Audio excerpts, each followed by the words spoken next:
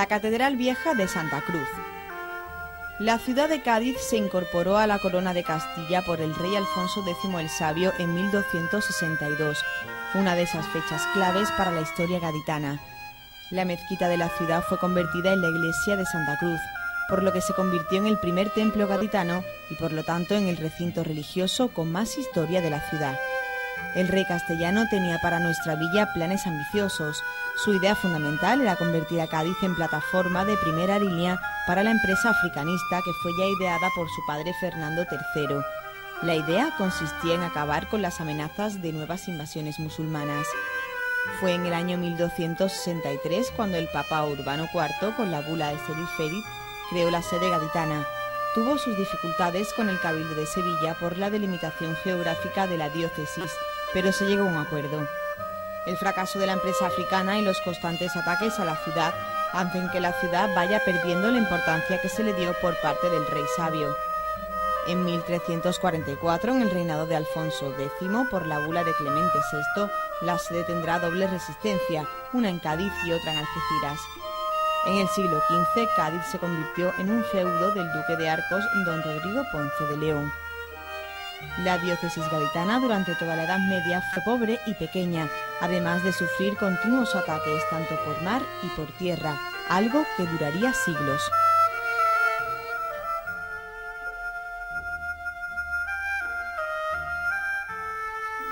El más famoso de esos ataques fue el de 1596, cuando las tropas comandadas por Eses atacaron Cádiz saqueándola, afectando de manera muy grave a la catedral gaditana. Después del saqueo su estado era desastroso, las cubiertas de las naves salieron ardiendo, se perdió el coro, las rejas de hierro y las campanas desaparecieron. También fue dañado el pavimento y las losas sepulcrales. Se salvaron de la quema los muros exteriores y las capillas abovedadas que se construyeron para los enterramientos a lo largo de las naves menores.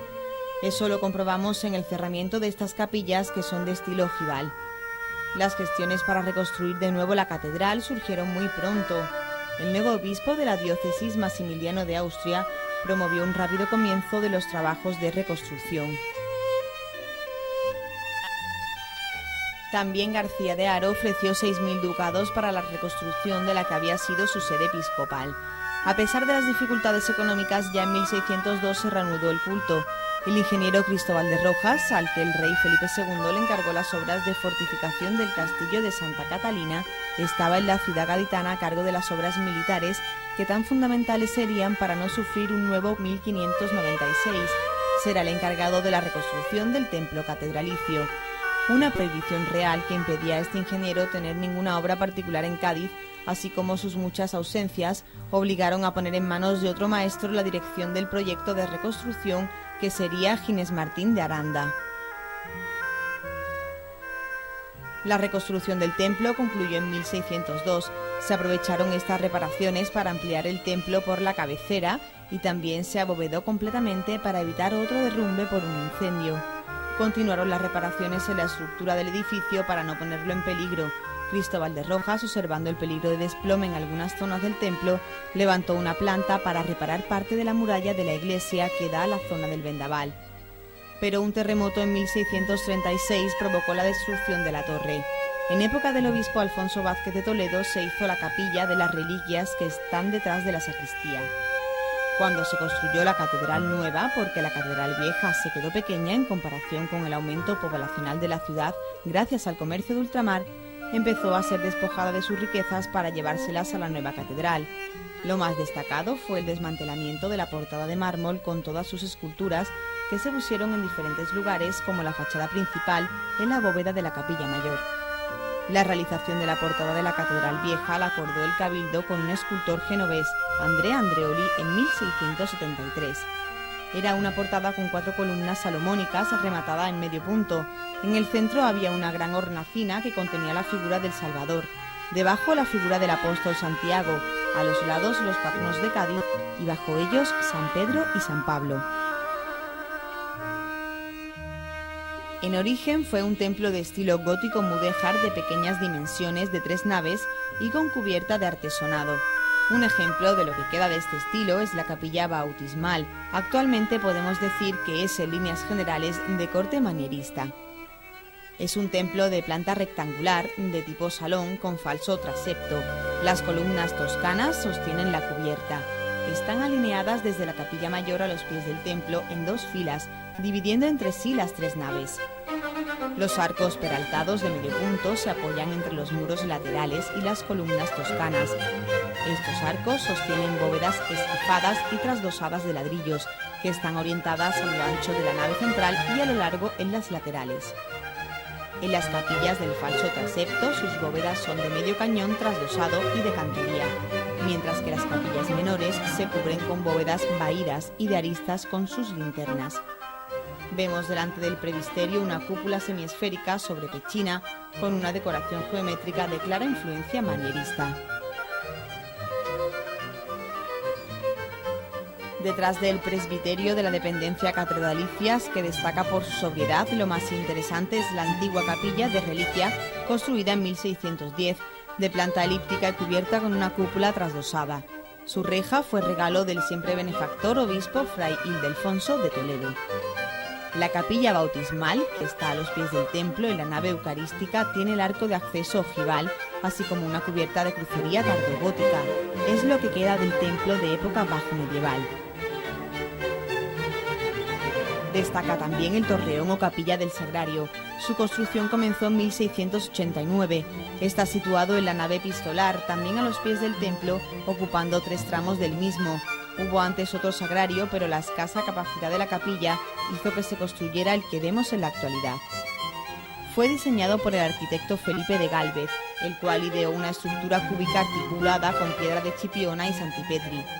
Es de planta cuadrada y cubierta con una falsa cúpula semiesférica sobre pechinas, encamonada y hecha de madera, donde accedemos a ella por una escalera de caracol adosada al muro.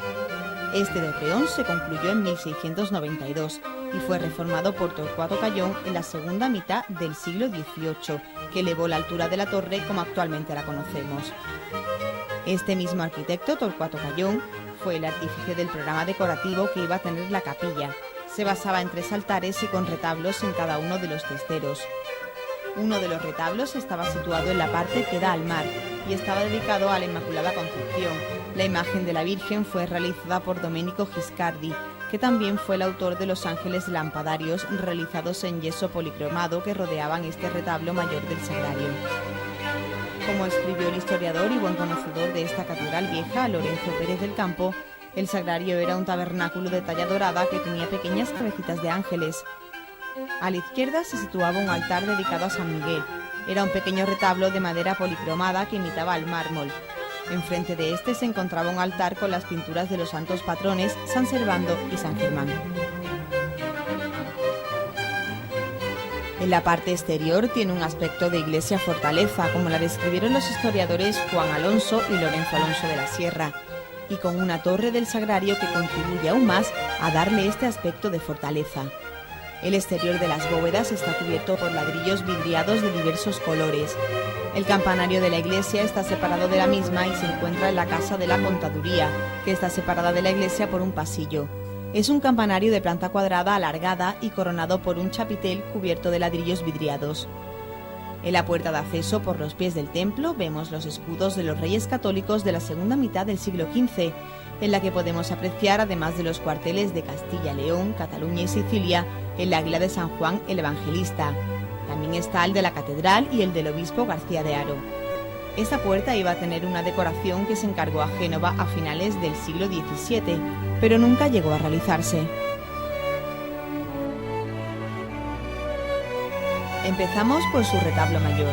Una obra de arte del barroco gaditano, fue trazado y ejecutado por Alejandro de Saavedra, escultor extremeño de 1640, y realizado en madera dorada y policromada.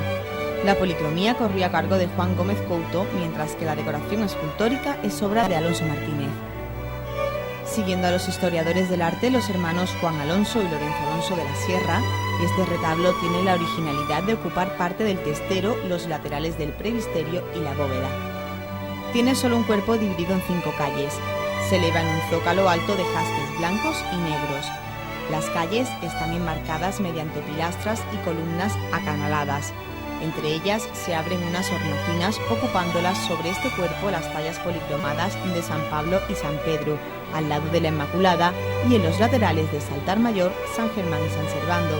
Ya en los extremos, los primeros obispos de esta iglesia son San Epitacio y San Basileo. La calle central destaca por sus columnas salomónicas. Está formada por una tribuna con 12 pequeñas hornacinas que alojan un apostolado. Domina esta calle central una Inmaculada barroca realizada en madera policromada. Su autor es Domenico Giscardi y la realizó en el siglo XVIII. En el ático de este retablo, su cuerpo central está flanqueado por columnas salomónicas y pilastras cajeadas. Vemos un alto relieve representando la exaltación de la cruz. En los laterales vemos unas hornacinas rematadas por frontones curvos y triangulares con las figuras de Santa Marta y Santa Susana, santas que fueron martirizadas en la antigua Gades. La bóveda está decorada mediante casetones con una decoración de motivos vegetales. La primera capilla que vemos en la nave del Evangelio y que sirve de crucero es la capilla de los genoveses, actualmente en proceso de restauración. Esta nación la tenía en propiedad desde el siglo XV y se fundó en 1487 gracias al apoyo del obispo Pedro Fernández de Solís. Es un retablo barroco de mármoles realizado en Génova en 1671. Se estructura de la siguiente manera: un banco de 5 calles y un ático. Las calles laterales están enmarcadas por pilastras de capitel compuesto, mientras que las del testero son columnas salomónicas. Su decoración iconográfica, al igual que pasó con su portada, fue modificada, ya que las imágenes originales se trasladaron a la Catedral Nueva, entre ellas el magnífico Cristo de Aguinaga, traído de América en 1600 y que actualmente se encuentra en la cripta de la Catedral Nueva. En la calle central está una imagen de la Virgen del Rosario de los Milagros. Anteriormente estaba la Virgen del Socorro, obra en alabastro policromada de origen italiano que se realizó a principios del siglo XVII y que procedía del Arco de la Rosa. Encima de esta Virgen, de formas manieristas, se encuentra un crucificado en madera policromada de la escuela sevillana del siglo XVII que pertenecía a la capilla de los vizcaínos, y le acompañan en las calles laterales la Virgen y San Juan. En el ático está la figura del Padre Eterno, que está flanqueado por 2 ángeles realizando un mármol que pertenece al retablo original.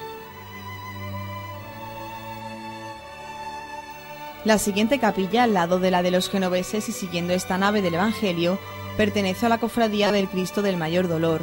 Las imágenes contemporáneas del Nazareno y una Dolorosa son del escultor Miguel Laínez Capote y del imaginero Francisco Buiza. En su origen, esta capilla estaba bajo la advocación de San Pedro. La fundó Lucián Marrufo a principios del siglo XVI, que fue un hombre de negocios y amasó una enorme fortuna. La siguiente, también de una hermandad de penitencia, es la del Cristo del Perdón, que al igual que la anterior, sus imágenes son contemporáneas. Hay que destacar la del Cristo, obra del imaginero sanroqueño Luis Ortega Bru. A continuación, pasando la puerta lateral de Santa Cruz, vemos la capilla del Santo Entierro, donde destaca la urna procesional del estilo isabelino realizada en plata de ley cincelada. Su autor fue el platero Manuel Ramírez. Dentro de la urna hay un Cristo yacente de manera policromada. Está atribuida al escultor Francisco de Villegas, aunque siguen existiendo dudas sobre la autoría debido a las reformas que se produjeron a lo largo del siglo XVII. La cofradía se fundó a finales del siglo XVI en la iglesia de San Francisco, luego pasó a la capilla de San Roque. De nuevo cambia de templo, esta vez en Santa María en 1750, y residirá definitivamente desde 1896, excepto un breve periodo en Santa Cruz. Siguiendo más adelante está la capilla de la Cofradía de la Soledad. Su talla de candelero, aunque es una imagen antigua y de autor desconocido, ha sufrido diversas intervenciones contemporáneas. En la capilla bautismal, a la cual nos referimos anteriormente, tiene una pila de mármol blanco del siglo XVII. Está decorada con un relieve del bautismo de Cristo y según la inscripción que vemos al lado, aquí fue bautizado en 1743 el predicador capuchino Fray Diego José de Cádiz. Hay una pequeña en el lado derecho que es la Virgen de la Consolación. Está realizada en mármol policromado y es del siglo XVI. También encontramos a la Virgen de Fátima. Es una imagen actual de la mano de Luis Ortega Bru, autor del ya mencionado Cristo del Perdón. También hay una copia de un cuadro de Murillo del Milagro de Moisés en la pared principal de esta capilla. En el lado derecho, empezando por los pies del templo, observamos la imagen de San Francisco de Paula, vestido de terciopelo negro bordado en oro. En la siguiente capilla, pasando por la puerta de entrada a la capilla del Sagrario, observamos un retablo de estilo rococó, realizado en madera dorada con la imagen de San Antonio de Padua. A sus lados, dos pequeñas imágenes que representan a San Juan Nepomuceno y a San Luis Gonzaga, y debajo una pintura de la Virgen del Buen Consejo. Las dos capillas siguientes pertenecen a la cofradía de Medinaceli. En la primera está un retablo realizado en madera y fechado a principios del siglo XVII. La mesa es de mármol genovés. La imagen que preside este retablo es el Cristo de Medinaceli, obra actual de Miguel Laínez. En la segunda capilla hay un relieve de madera policromada, obra del napolitano Gaetano Patalano. Representa la coronación de la Virgen. La realizó en 1694 y pertenecía al retablo mayor de la antigua capilla de los vizcaínos. En el testero se encuentran dos imágenes de candelero de Francisco Buiza. Son un San Juan y una Virgen de la Trinidad. La mesa de mármol genovés también es del siglo XVII.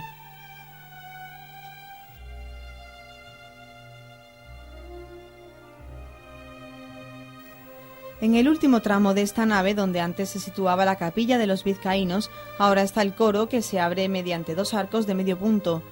Por último, destacar algunos lienzos que vemos en diferentes partes del templo. Entre los más destacables está el de una versión de la Virgen de la Antigua, actualmente restaurándose, del siglo XV. Este cuadro presidía el retablo que actualmente ocupa el Cristo de Medinaceli. También en los laterales de la que fue capilla de los vizcaínos hay dos grandes cuadros. Uno atribuido a Valdés Leal, es la última comunión del rey Fernando III y los santos mártires San Vito, San Modesto y Crescencia, de la escuela sevillana del siglo XVII.